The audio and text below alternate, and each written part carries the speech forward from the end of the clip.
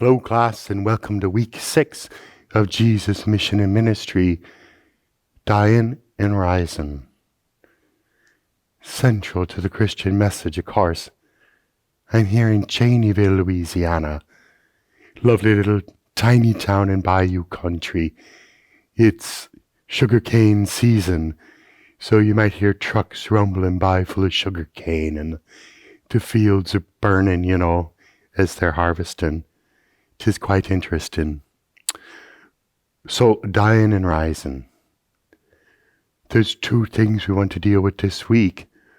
One is how Jesus is relating to different people differently. That's what I'll be talking about. But also, of course, Jesus' death brings up the problem of evil. How can God allow such a thing to happen in the world? Martin breaks that second question open, and I'm going to let that be. I'm not going to say a lot about it, though maybe in the comments I will. I want to talk about the passion narrative and really looking at what Jesus is doing there. And particularly, I have you reading the passion from John's gospel, which is very different than the synoptic gospels. In those we have the agony in the garden. Jesus crying, "Take this cup from me, Lord, if it be your will." Not in John's gospel. There's no "take this cup from me." There's no agony in the garden. Jesus is in charge. So I want to show you that in the readings. So this is from John 18. Judas is betraying him, and he comes to the garden with a detachment of soldiers, together with police from the chief priests and the Pharisees.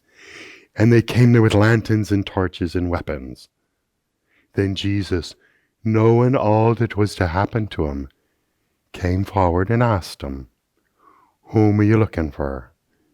They answered, "Jesus of Nazareth."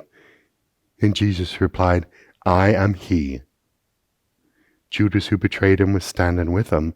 And when Jesus said to them, "I am he," they stepped back and fell to the ground. Hundreds of soldiers with torches and weapons fall to the ground.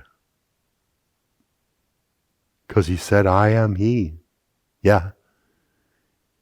That's God's name, Yahweh. I am. When Jesus says the power of that name, which is his name, they fall to the ground. All their weapons are nothing against Jesus.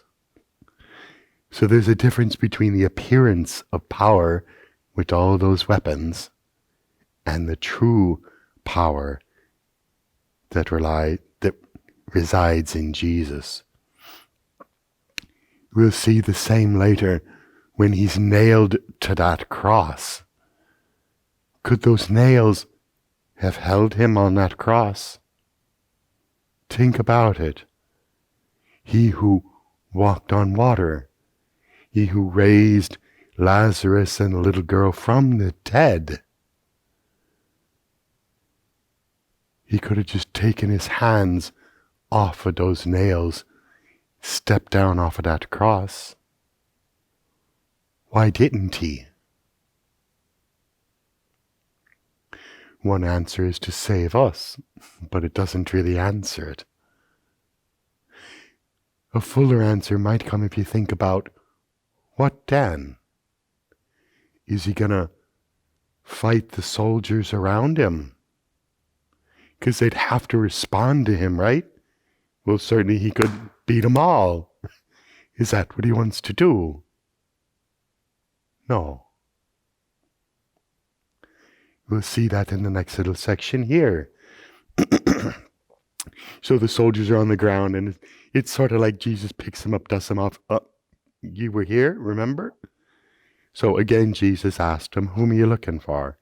And they said, "Jesus of Nazareth." "I told you I am he.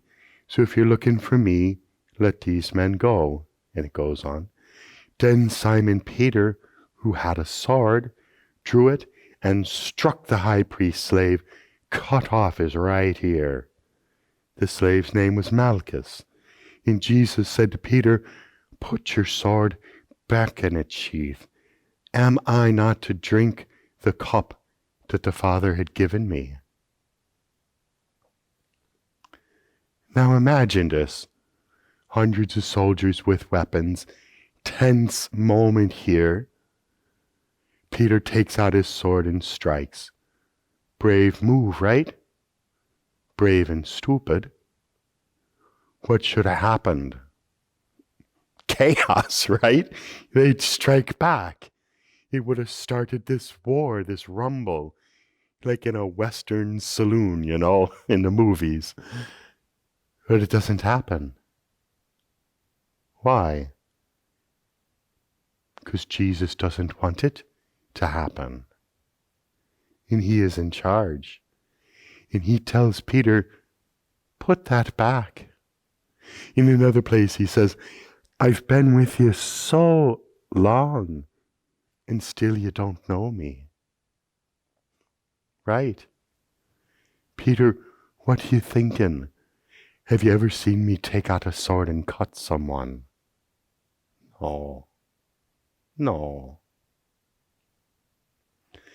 So Peter is revealed as brave and stupid.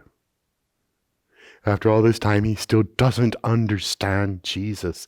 He doesn't get it. We'll keep with that.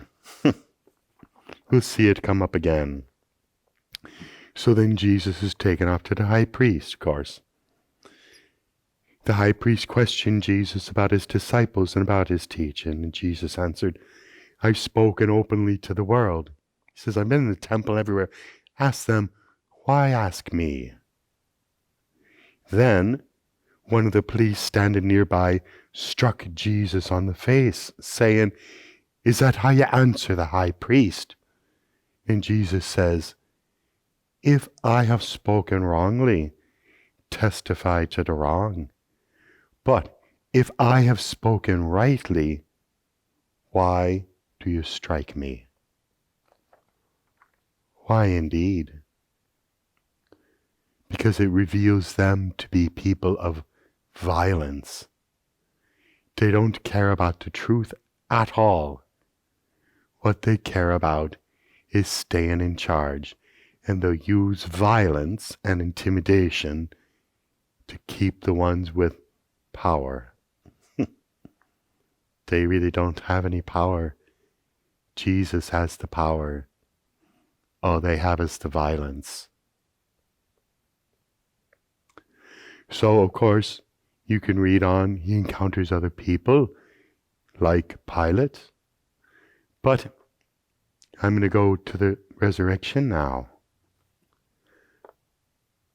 Early on that first day of the week, while it was still dark, Mary Magdalene came to the tomb and saw that the stone had been removed from the tomb.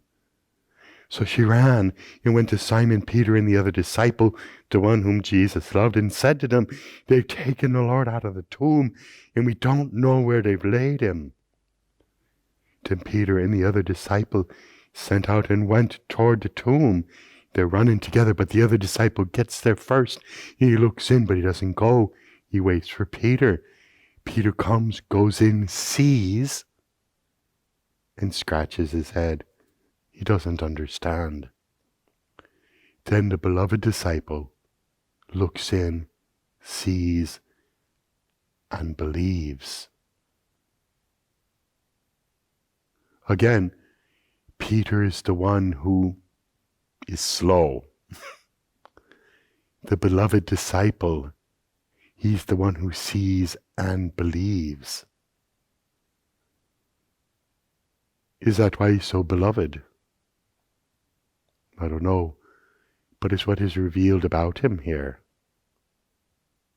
So then Peter and the beloved disciple leave, and Mary's still there. And Mary's still weeping, and she looks into the tomb, and she sees two angels, one at the head and one at the foot. And they say, Why are you weeping? And she says, Because they took my Lord, and I don't know where they put him. And then Jesus comes up behind her. He says, "Why are you weeping?" He says, "Oh, sir," she thinks he's the gardener. "Sir, if you've taken him, tell me where you put him. I'll take him off your hands." And Jesus says to her, "Mary." She turns to him and recognizes him. "Rabboni," teacher.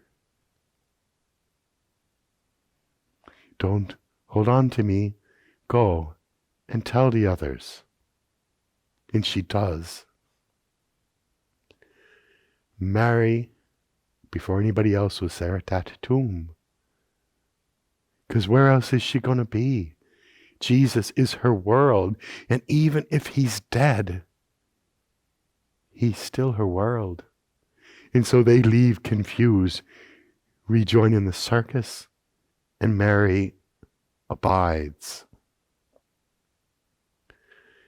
Mary Magdalene is the one who sees through the circus of everything, recognizes what's truly important, and abides in that truth, stays focused on the prize, Jesus. That's what's true about her.